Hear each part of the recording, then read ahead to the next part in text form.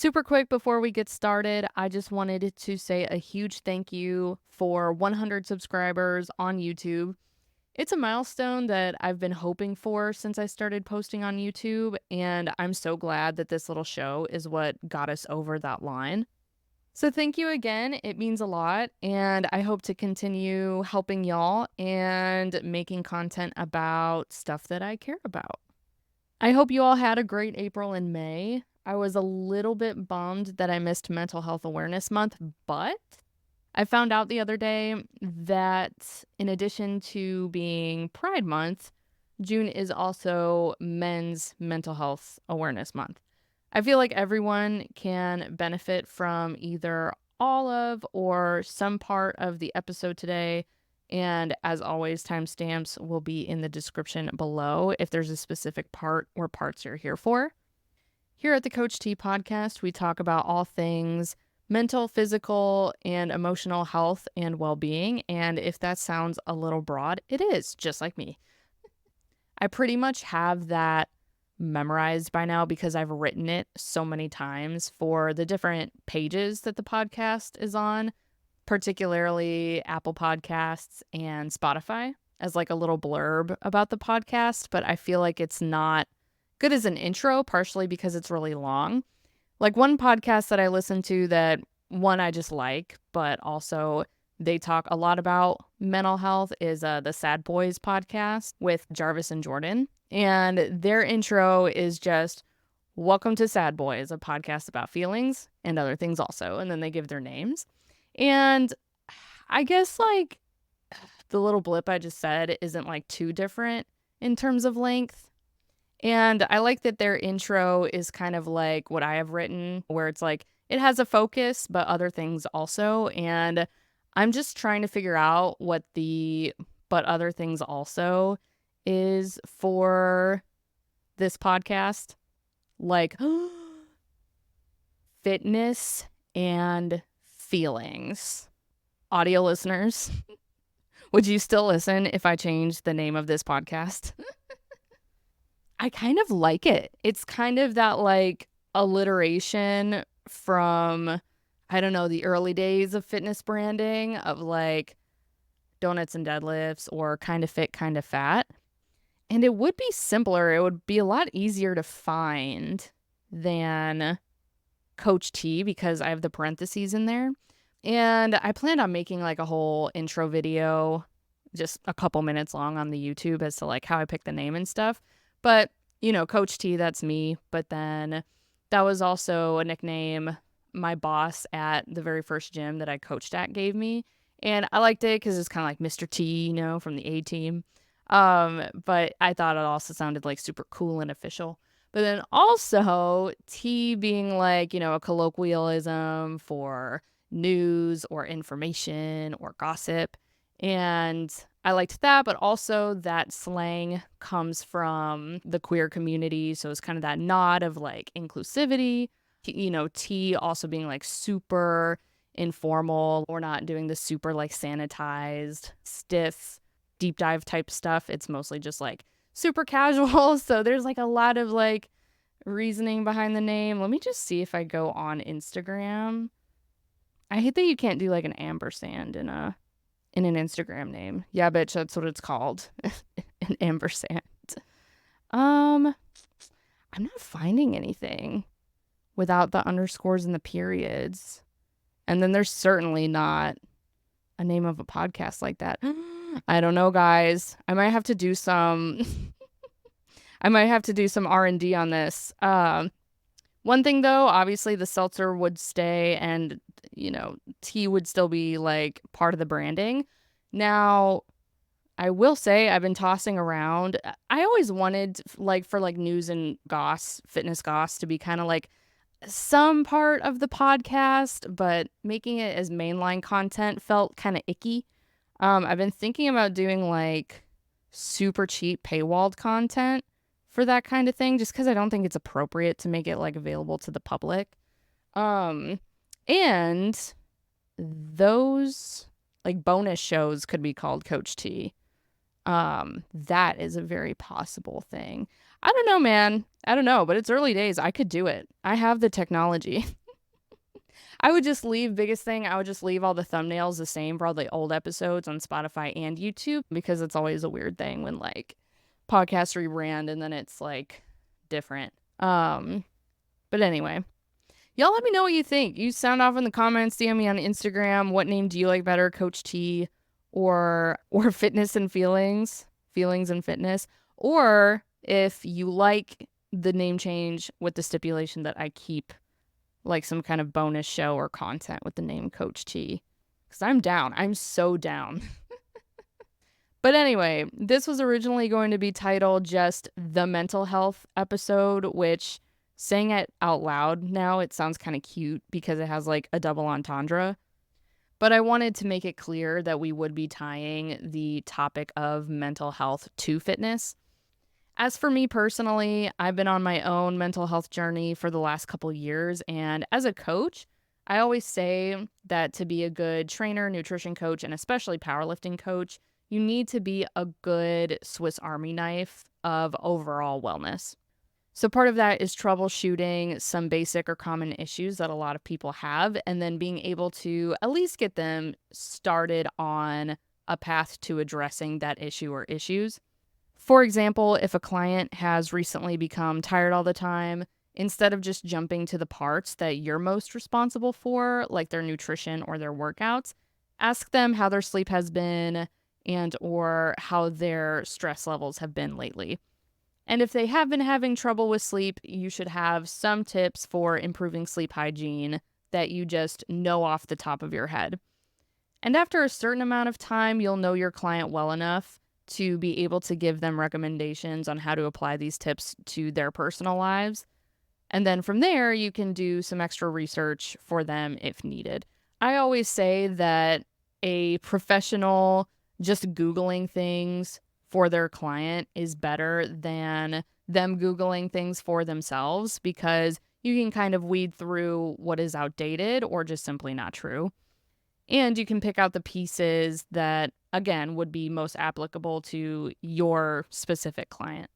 So over the last 7 years or so, I have helped somewhere between 100 and 200 people. And honestly, ever since COVID, I found that it is just so much more important for coaches to have some kind of grasp on basic tools for mental health and resources that they can recommend.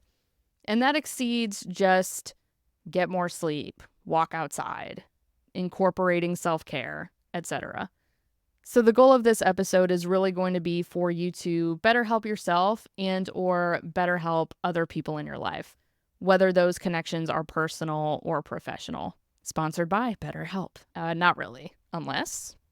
All that said, I'm going to be speaking about my own personal experiences along with some common experiences that I've taken from others, and then I'm just going to give a few simple ways to know whether or not you may need to seek support or guidance from someone or something. I really hope that it doesn't come across like I'm just trying to dump on you guys or only talk about me. But at the same time, I'm really excited to give some insight as to why it's been so hard for me to make content consistently. And in general, I just feel like mental health still isn't talked about quite enough in the fitness community. So hopefully me sharing my story or stories helps you reflect or better understand some of your own experiences. This episode is going to be titled When the Gym Isn't Therapy and When to Get Help.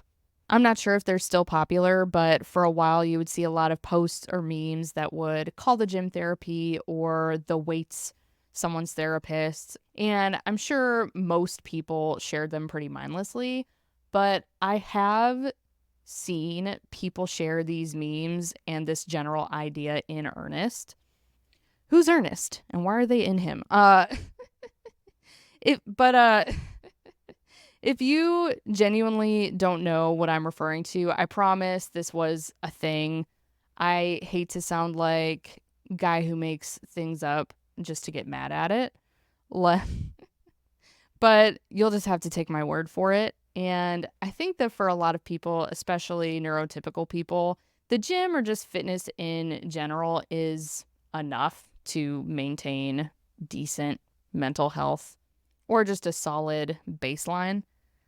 And I think that for a lot of people, especially neurotypical people, the gym or just fitness in general is enough to just keep a good baseline. And for a long time, it was enough for me. I had a lot of anger issues and then just general issues with my self esteem when I first started lifting back in junior year of high school. And then even after I graduated, it still really helped with my general just outlook. But here's what the weights didn't tell me. The weights didn't teach me how to cope with loss, profound loss. They didn't teach me how to be a good friend, and they sure didn't teach me how to be a good partner. And lifting weights or pursuing fitness consistently will teach you things like hard work and perseverance and all that good stuff, which is great. But managing interpersonal relationships, proper communication, different communication styles, there's just so much you can learn from one single activity or just activity in general, and especially inanimate objects. Now, if you thought to yourself that sharing equipment was a way that you could learn teamwork or interpersonal skills, then I just want to let you know I do like the way that your mind works, and I'm happy that you're here because I thought that too. Like, if you only had the gym to put down on your resume or your CV, you're like, how could I really stretch this to make it look like way more than it is? Professional cultivator of mass. My strengths include squat, bench, deadlift, equipment maintenance, and skills in a fast-paced environment, and teamwork skills. So for a lot of people, the gym or working out is enough, but there's a few factors that might make it hard for some people to actually get to the gym that we don't talk about nearly enough. To some simple-minded people, these things might be perceived as excuses, but I mean, hey, maybe this is controversial, but there are such things as good excuses. So now what? And technically, this isn't even the proper use of the word excuse, not to get nitpicky, but I do feel like with the word excuse, having that negative connotation, it does imply that it's something that does need to be addressed, right? Does that make sense? Like, while your feelings are valid and you have reasons that should be taken seriously, it is still in your best interest to try to overcome them for the benefit of your mental and physical health and well-being.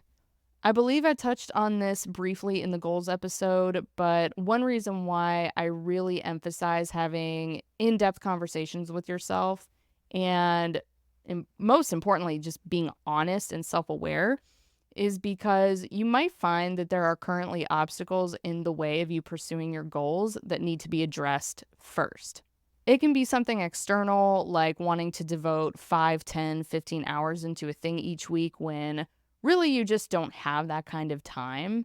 And the way to address it would be by making sacrifices in your current schedule to find the time, or by figuring out a quicker way to make progress in that thing. But to me, the most difficult obstacles are internal, typically your mental health. These obstacles can be really hard to pinpoint because you might become so accustomed to them that you think they're normal, or they take a long time to build up so you don't even notice that they're there. Also, these obstacles can be really hard to tackle on your own, but we'll be going over ways to address them a little later. So as I said in that episode, understanding is the key to action because not only can knowing why help convince your mind, but you also can't address something if you don't even know it's there. So this episode is for the people who maybe they do feel better after going to the gym, but they have some mental or emotional obstacles that keep them from doing the hardest part, which is just getting to the gym. Or maybe you have some barriers that prevent you from actually enjoying being at the gym. And this doesn't even have to be about going to the gym. It can be about pursuing other wellness goals or really any kind of goal. This episode, while being super on brand and on topic with Mental Health Awareness Month having just passed, I do also hope that it sheds some light as to why I've personally been struggling with regular uploads, and this will tie in with that previous episode as well. Now, earlier I mentioned that we'll be talking about some ways to know if you may need to search for some kind of help or support to break through these obstacles or barriers. And what this could look like scales depending on how much help or support you need. It could be something as simple as self-help materials like YouTube videos or books. It could be something like a peer group with friends or family or total strangers with a common interest. Or it can be some kind of coaching or one-on-one therapy. For group support, there is group counseling, but there's also online support groups, or again, you can recruit your friends or family. A good example of group support could be working in a co-working space if you struggle with productivity because of things like ADHD or depression. A common tactic for productivity, usually for people with ADHD, is called body doubling. And it's where you get a person or people to just be on the phone with you or like in a Teams meeting or something, or with you in person to just be there to hold you accountable while you do work or chores or whatever. If you haven't heard of it, there's a really good app called Discord that's really good for group calls, either video or just regular calls. And you can Google search to find support groups, or you can find some on Facebook. If there is a certain community that you're into, like a certain sport or fandom or any common interest, or maybe it's a local community that you want to get into, they probably have a Facebook page or Reddit page. And from there, you might be able to find a Discord. And within that Discord, you can find different channels for different things. I didn't explain Discord very well, but if it just sounds like something you're not super interested in just by my like not great explanation, feel free to skip this part. But my favorite Discord community for overall mental health is the Healthy Gamer Discord. They have channels for, I believe, group counseling, but also just general co-working. And then they have several channels for people with different jobs or hobbies. For example, there's an entire channel dedicated to people who are self-employed, and they even recently rolled out a women's only Discord. Now, the thing I really like about this Discord in particular is because it's really centered around self-development, they'll put on events pretty regularly, and they're honestly mini lectures with the presenter representing any kind of expertise or interest. So they might bring on somebody to speak about entrepreneurship. It might just be a general career development, like resume workshops, or it might be pertaining to how to better structure your workday as a software engineer, things like that. But it's way more than just internet stuff and gaming. You can still fully understand the content without playing games. You might just miss a reference here and there. It started out, I think, as being gaming specific, and now it's just general, accessible, quality mental health resources for anyone. I'll be sure to link them below, but again, you can find support by looking into communities you're already a part of or searching them on Google or Facebook. And actually, as far as YouTube content goes, healthygamer.gg makes a lot of really good YouTube content, so I'll link that below as well. And they also have really good free written content as well as affordable paywalled content. I kind of went on a tangent there, but I really wanted to take some time to talk about this community because I have gotten a lot of guidance from it, but also I feel like it might be something that people interested in fitness miss out on because a lot of people who work out don't play video games. And so there would kind of be no way for you to get connected to a community or content like that just through your typical fitness, wellness algorithm or whatever other algorithm you're into. And I'm not saying that like no people who work out are into video games. And another reason why I spent kind of a long time talking about them is because the thing with self-help is it can be really easy to kind of fall into people and companies that really aren't actually that helpful when you break them down. A lot of it can really just be some guy telling you to just get over, whatever hardships you're having and just work harder. And that might work for some people, but it really isn't helpful for a lot of people. Not to mention, a lot of these sources can be really biased to like an entire ideology or a certain way of thinking, or even to a certain political group. And you just really don't want that when you're just trying to work on yourself. Like, I will never tell y'all what to think or how to live your life. The goal with the branding and the kind of conversations we have is to just make it very apparent that everyone is welcome here, to make it a safe space for everyone. But I will never, again, tell y'all how to think or how to live your life. Hopefully, most of y'all know what I'm referring to. And if you have any good, genuine resources that you like, please feel free to drop them below and I'll try to link what I can. So, what are a couple examples of how mental health can impact your ability to make it to the gym or pursue other goals? For example, speaking from personal experience, I was in a really bad car accident back in May of 2021. We actually just passed the 3-year anniversary, and some of y'all might know where I'm going with this, but basically, for a couple years after that point, I got really stressed out driving. Like, driving went from something that I really enjoyed doing to being an absolute chore, a stressor, and a large, no pun intended, but like roadblock in my day. One thing I would try to do is I would try to limit how many times I had to leave the house each week. And one of the ways I would do that is I would just lump a lot of different things and chores into one outing so that, then the following day I didn't have to leave my house at all. And of course, that helped with working remote. So, for example, I might leave the house, go grocery shopping, run any other errand, go to the gym, and then go home. And just in like the 15 minutes down and 15 minutes back, I would just be head on a swivel, watching everything and just nervous the whole time, honestly. Because the biggest thing was in my accident, one, it totaled my car. Two, broke my foot. And third, it wasn't even my fault. So, like, all my agency was removed, and I felt like I had no control.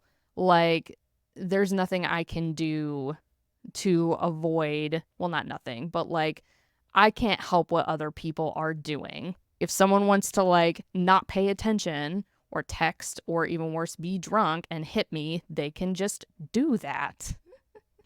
And this time, it was just my foot. What if next time they flip my car frickin' explodes? Who knows? So one, this made the process of going to the gym difficult. And for a while there, if there was any inclement weather, forget about it. I would just stay home and I would just try to rearrange my whole week so that I didn't have to go out that day. I keep bumping the microphone with my freaking face. I'm trying to hold it closer to my face than normal to help improve the sound quality. I just want to say I'm really sorry if I keep bumping it and it's loud. I'll see what I can do on my end. But also important to note that even after I could drive again, after my right foot healed, it was still, we moved late July, but then August, September, October, November, December, that was a little over 5 months until I actually went ahead and bought a car because I just didn't want to.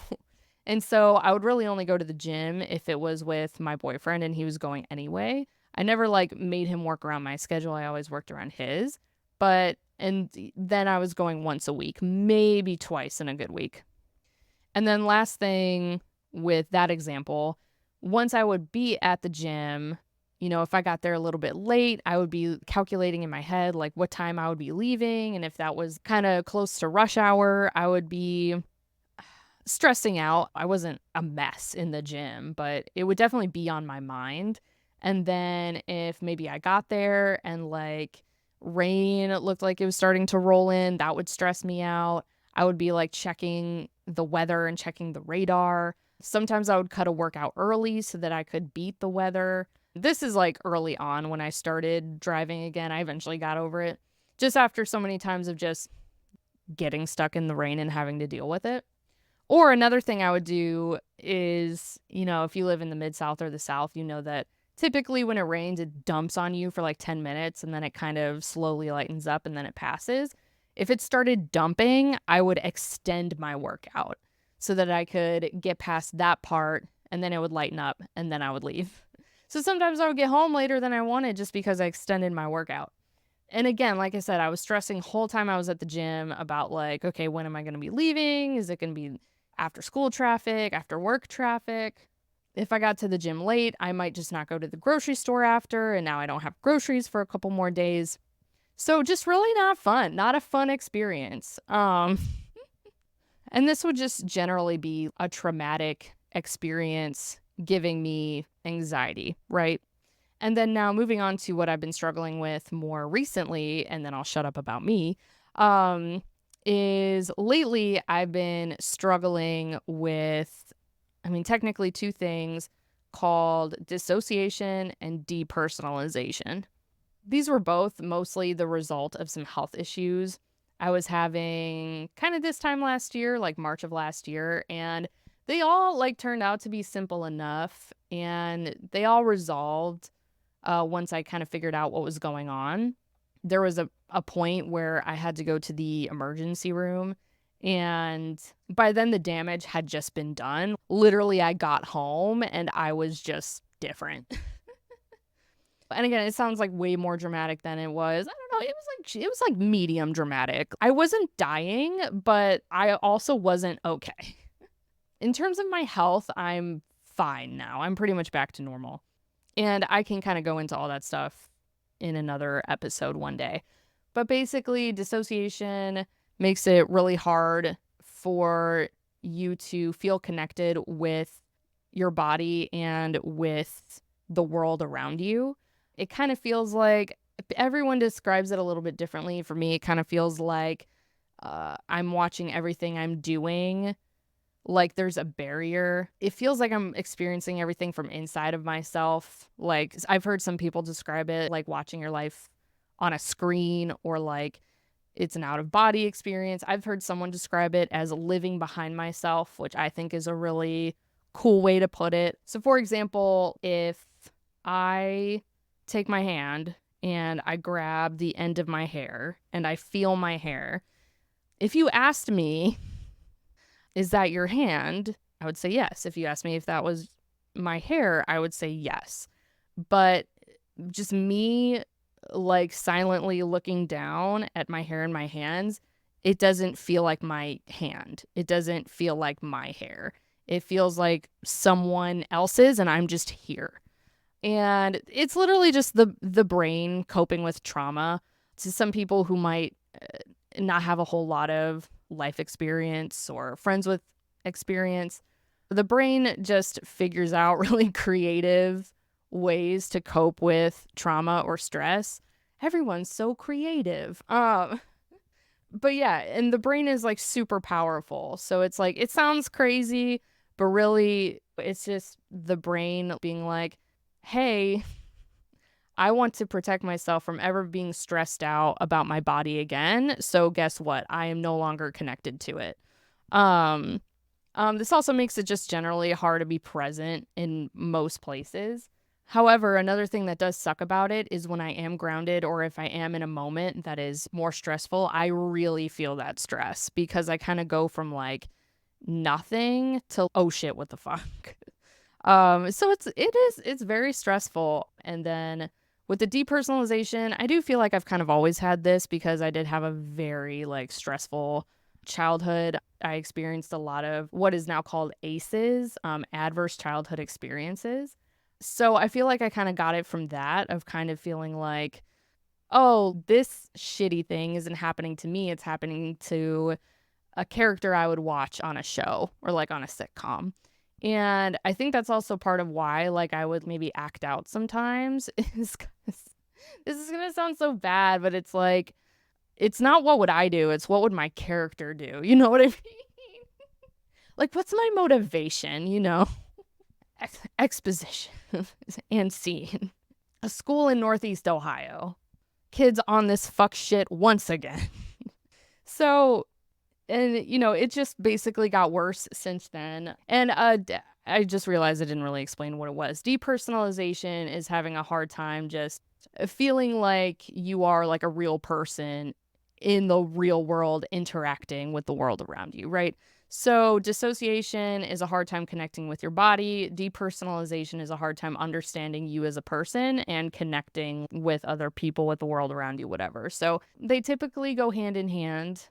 But I say all of this to say, and I know I've already used that phrase like 3 times, but can you imagine if fitness wasn't already such an integral part of my life and my personality? If I tried to implement some kind of workout routine with all of this stuff weighing me down? Imagine trying to rearrange your schedule and put effort into something when you feel like you are not even a real person. So, like, why does it matter? I'm having a hard enough time existing on this plane. I can't even imagine what I will be doing in 10, 20, 30, 40 years. So, like, why do I care? Right? And I mean, honestly, these feelings, they would reflect maybe somebody with acute anxiety or depression. You know, people with depression are typically weighed down with feelings of hopelessness. Like, why does anything matter? If someone's mental health is making it so that they can't see the importance of taking care of themselves, of getting healthier, you can tell them all day that, like, well, it does matter. You're just like, imagine, don't you want to walk your kid down the aisle when it's like, what kid? What aisle? When? I don't even have a relationship right now. What partner am I going to have this kid with? When am I going to get married? Now I can't relate to that much. You know, I have a very loving partner, blah, blah, blah. I don't particularly want kids, but that's neither here nor there. But you know what I mean? They're like, what kid? What future? When? So it's like, you can tell them all day, it's important, you know, whatever. But to them, it doesn't matter. So, like I said, I'm so lucky that this was already such a strong part of like me and who I am. And I mean, honestly, it's part of my job, right? Like, I need to be able to walk the walk in some capacity. I'm going to fight for my life while I'm doing it, but I've been doing it. So, these examples were super specific to me, but hopefully you were able to draw some parallels or something to relate to. Super quickly, I just wanted to speak about a scenario, or at least a variation of what a lot of people, particularly women and maybe people in other marginalized groups, deal with a lot when it comes to trying to start going to the gym. For a lot of people, this can be as simple as feeling super self-conscious at the gym, like when you break it down. Again, if you've interpreted everything up to now as just complaining or making excuses, maybe this isn't the episode for you, but I still welcome you to listen if you want to better understand what some of your friends or family, or maybe even present or future clients might be going through if you're a coach. But anyway, feeling self-conscious really relates to self-esteem, which is really close, if not at the core of our mental health. How we view ourselves and how we think others view us. If we go a little deeper, it can be something like having struggled in the past with bullying or harassment, feelings of being inadequate, maybe even assault or SA or domestic violence, and then going into a space filled with people that you might view as a threat. That doesn't make for a super comfortable environment. And that is why we are seeing a lot of women's only gyms coming back. It used to be that society didn't think that women needed to go to the gym, and then it turned into a belief that women work out differently from men, so they need a different space and then we kind of all came together. But now we are actually seeing a genuine need for these exclusive spaces. And it's all about intent, right? People will say that, oh, we're moving backwards with having separate spaces. But before, the separation was about how we didn't feel like women were equal. And now it's because we are just seeing that there is a demand sometimes to keep things separate for the comfort of others. And I say demand because society as a whole might not need that separation, but if it's an option, many consumers might opt for it. And for some, it can be a genuine need. Most violence towards women is conducted by men. In fact, I believe that the majority of violent crime in general is done by men.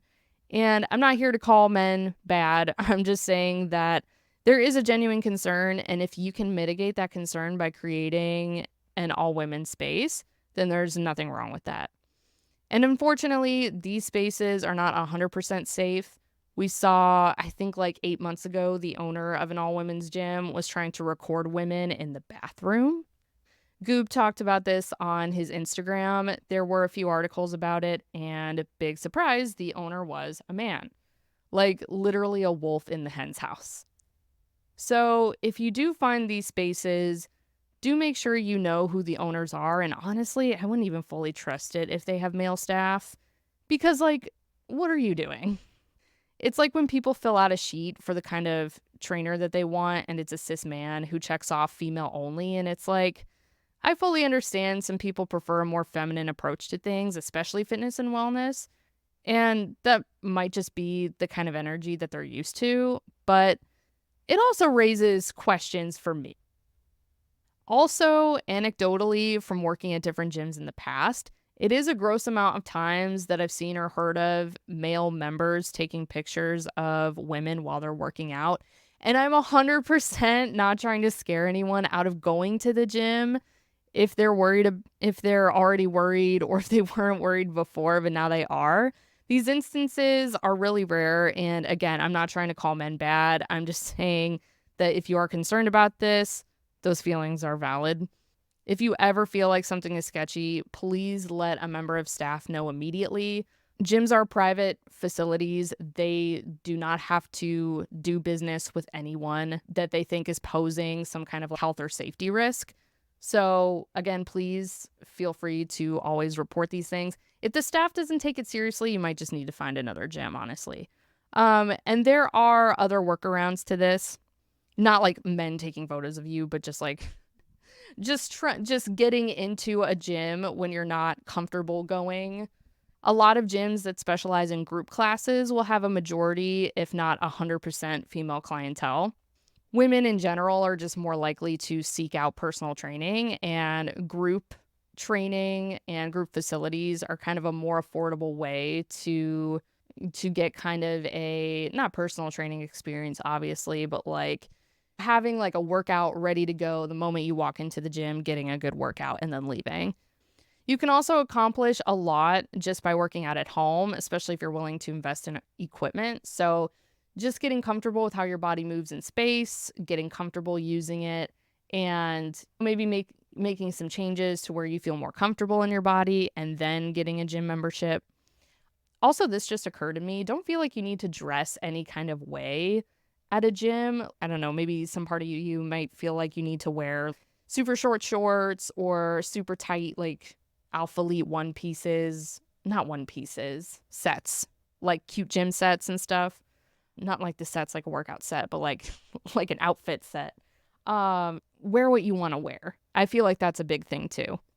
So finally, if you want something less intense than like a regular gym, but you need more equipment than your home gym, I recommend going to a locally owned gym for a few reasons. But one thing that you can do is just find times where they're not super busy.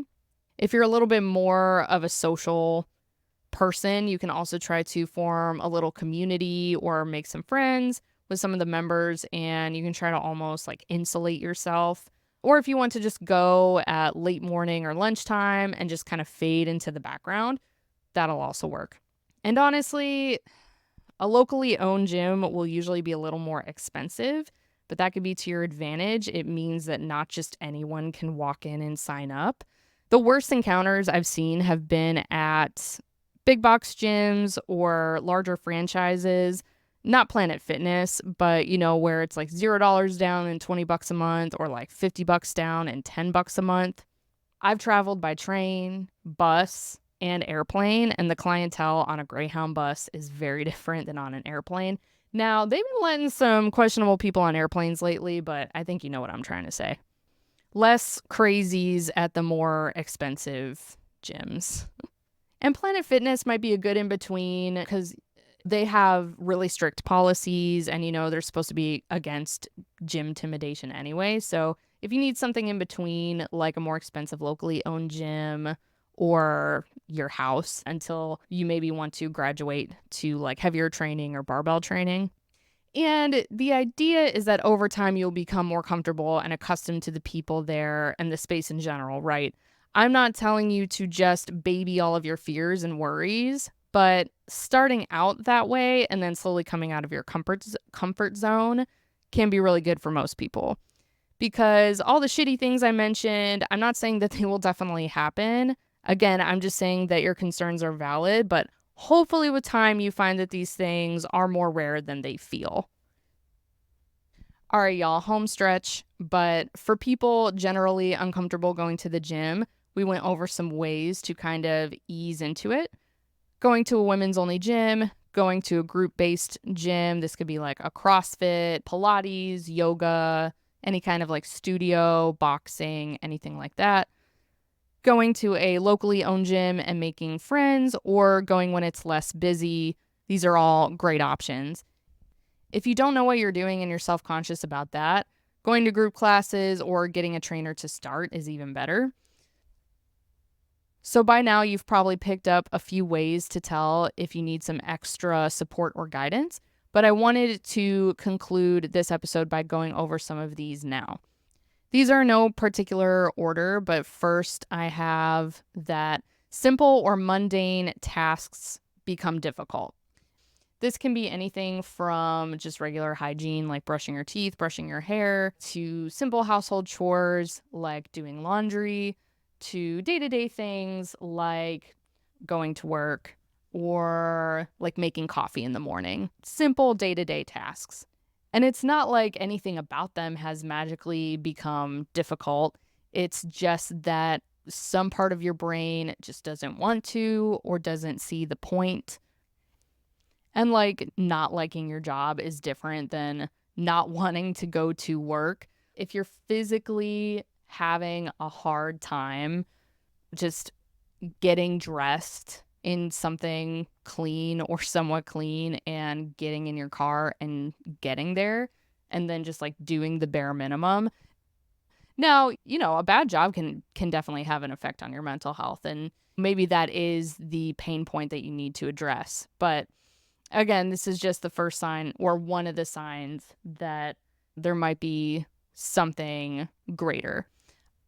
So next I have is that if you are no longer enjoying things that you used to and you're having a hard time finding enjoyment in new things. Now, getting burned out on things is very common. Like we see it a lot with powerlifting.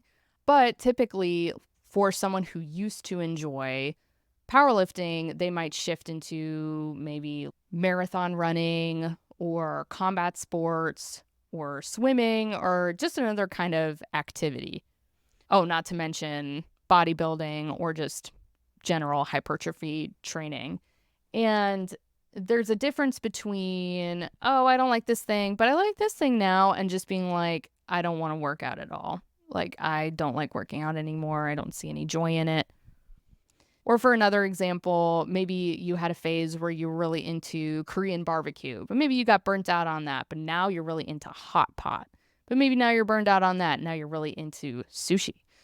And no particular reason. It's all like Eastern Asian food, but that is all some of my personal favorite kind of food. But basically, typically as we get burned out on things, we find things to replace them with. If you're getting burned out and you just can't find enjoyment into anything, that's like optional, right? Like the things I mentioned before, those are things like you probably should do every day. Maybe not making coffee, but On paper, it's really not hard, like putting grounds in a filter, running the machine, and then making coffee. But there's just something in your mind that's preventing you from doing that.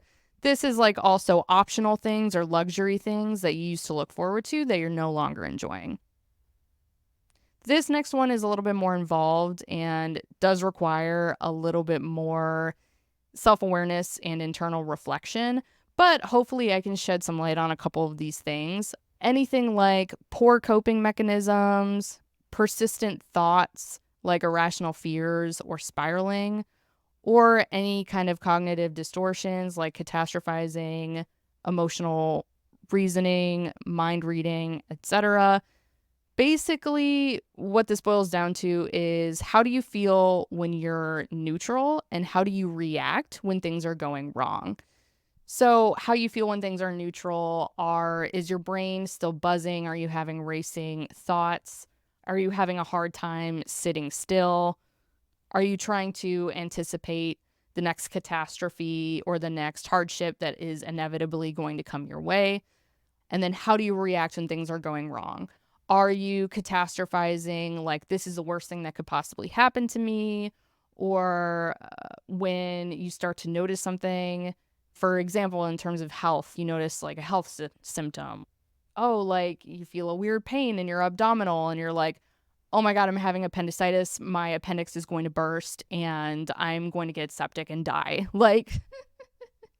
Like genuinely, that is super common, especially for people who are hypochondriacs or have like OCD surrounding their health or health anxiety. That's another thing. But so just look up coping mechanisms or like good coping mechanisms, or actually, flip it. Look up bad coping mechanisms and see if you do any of those.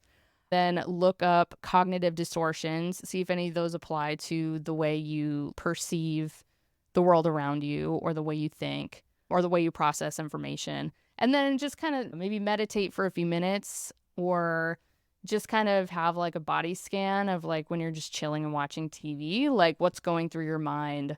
Are you freaking out? Also, on the other hand, are you numbing with like mobile games and social media while watching TV? Are you having a really hard time being present because the moment you become present, your mind starts racing? This is all like a really good like audit to have with yourself.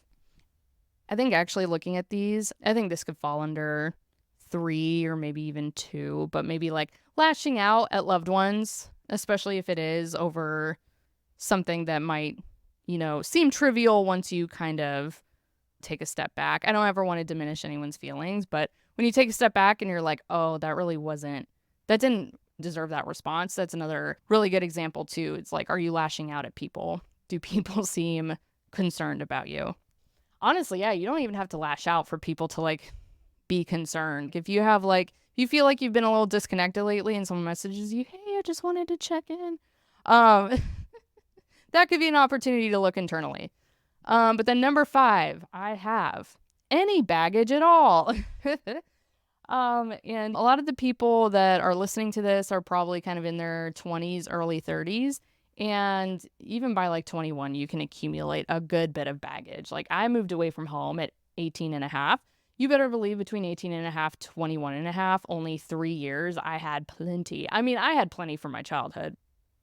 But this can be relationship baggage. And it doesn't even have to necessarily be like a toxic relationship, but it also hurts when a relationship that was going well ends abruptly. That can kind of mess with you. Maybe it was a good relationship and then they cheated, or maybe it was a fully toxic relationship. It can be a toxic parent or a neglectful parent or a parent that never acknowledged you or always belittled your achievements. Maybe they were hypercritical, instead of neglectful. And this, once again, falls into those adverse childhood experiences. That can be bullying. Were you bullied as a kid, especially for something outside of your control, aka what most bullying is as a kid? They will rip you into things that you totally have no control over. And those are during your most formative years. Continuing into the list just off the top of my head. Did you have a sibling that you fought with? Did those fights get physical? Were they just very like intense screaming matches? Were you mistreated at a job? Did you experience a great loss, like, at an unexpected time? Like, I had my best friend from childhood, my best friend of 12 years, pass away unexpectedly a few years ago, and I still struggle with that to this day. Um, and then obviously, I don't have to mention them, but then even more, like, traumatic things that can happen to you at any other point in your life. Anything like that. And then honestly, circling back to Men's Health Awareness Month, if you're a man born before the year 2000, maybe even a little bit after, you should probably be seeking some kind of support. I would veer away from self-help material on social media and like books and stuff. Unless, of course, it is the Healthy Gamer YouTube page. They have a lot of content for men's mental health because a lot of that stuff can get weird. But I would search for a support group would be great. Honestly, just opening up to the homies and being an example. I don't know why, because they're male friends, suddenly they're homies, but that's just what they are. I think it's from those memes of like, my favorite activities include hugging the homies and telling them I love them. But and then of course counseling. Again, if you're constantly having issues in relationships and you just can't pinpoint why, that's a really good opportunity to talk to a counselor and just try to figure out how, like, hey, is there something wrong about maybe the way I'm communicating? I say all this because growing up as a man, you're always told to like bottle it up. Men don't have feelings or whatever, especially like men can't cry. And that'll mess you up. And even if it was over maybe trivial things growing up, now you are having a hard time processing your emotions, any negative emotions. And that's when you lash out or you start to detract from people you love. You start to look to numb the pain in other ways since you can't talk about them and remove the trash in your brain. And then people might have issues with the way that you choose to numb. So yeah, if you're a man born before the year 2000. But honestly, I really recommend some amount of therapy to everyone. You don't have to go every week. You don't have to go crazy into detail. And going into this episode, I was kind of wondering, like, am I being crazy? But that same podcast that I mentioned earlier, Sad Boys, they talk a lot about feelings, but also mental health. And one of them said, like, a lot of people view therapy as a means to an end. And I'm adding my own words. This isn't like a quote word for word, but a lot of people see therapy as a means to an end. And if that's what you need to do, that's fine. But really, and he compared to therapy as just cardio or a way of just maintaining and keeping a strong baseline. And I think that's great. And I agree personally. Now, it all depends on what you have the means to. If you don't have the best of insurance to be able to afford going to therapy consistently, or maybe you're on Medicaid. Honestly, Medicaid in a lot of states is really great in terms of therapy. But say you are able to go to therapy and you get to the end and you're like, hey, I really don't want to keep making this copay. I really want to start saving this money or putting this money towards something else.